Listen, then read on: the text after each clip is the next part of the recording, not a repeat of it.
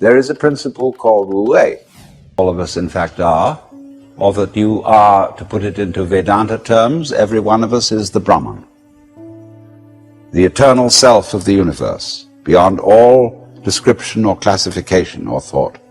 And you say, okay, baby, I'm that. Now I'm going to have a ball. Well, what kind of a ball do they have? Well, what they do is they look up the rules on which society runs and do the opposite. Well, that's still running by the rules of society. And it's the mirror image in reverse. That's not spontaneity. You have to be able to realize that you don't know what you really want to do until you are very quiet and it tells you. See, we are in heaven now because the earth is a spaceship and heaven is space. What is called in Chinese Gung, Japanese Gu, the void. That's what is important. Most of us don't know this. Space. It comes down to space always.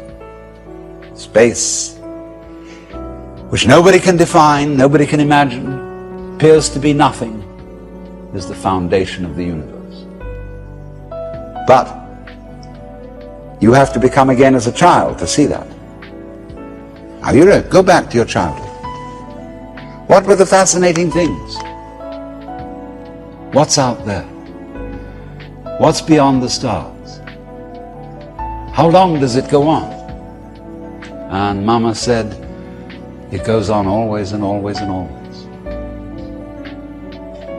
The child wonders. He's excited. That this is something that never ends. Then the child asks about time. How long ago is long ago? Well, the Bible says that in the beginning God created the heaven and the earth. Well, what did God do before he did that? Well, as one person said, he sat up thinking punishments in hell for people who ask silly questions. But still, that's only a joke. And the child thinks of God going back and back and back forever, never beginning. So in the same way you think about death, go to sleep and never wake up, never.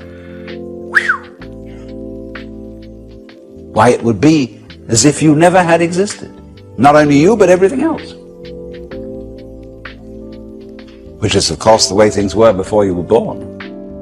You know, how about waking up after having never gone to sleep?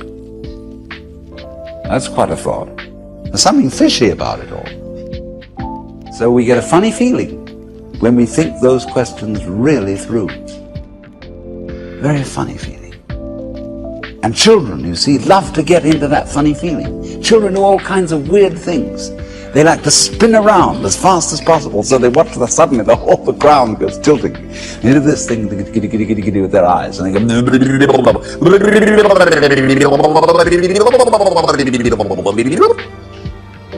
and make faces and test out their bodies in all sorts of funny ways, because they know from the beginning that the world is weird, a strange thing, because everybody knows what it's all about, only they won't admit it. Being brought up is being taught not to admit it, but you know very well what's going on.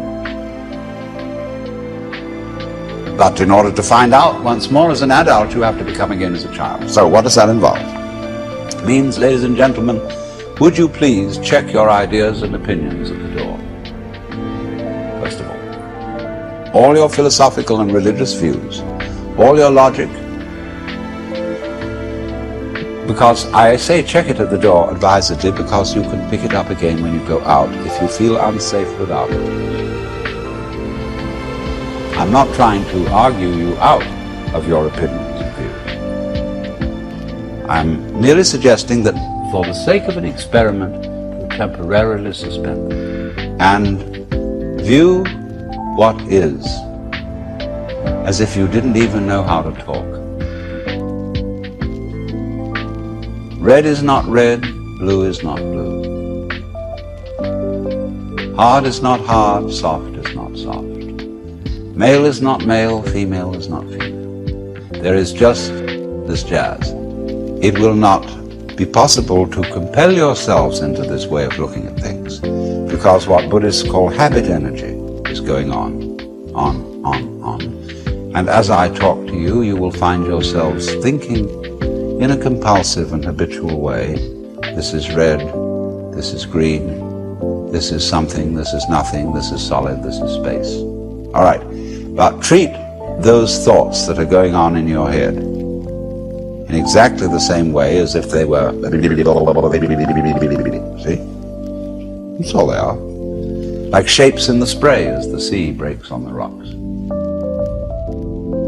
Now, please don't get agitated that this is an anti-intellectual point of view, that this is undermining the value of logic and reason and so on. That we'll bring all that back later when we need it. But just for the time being, let's simplify. Close your eyes. Listen.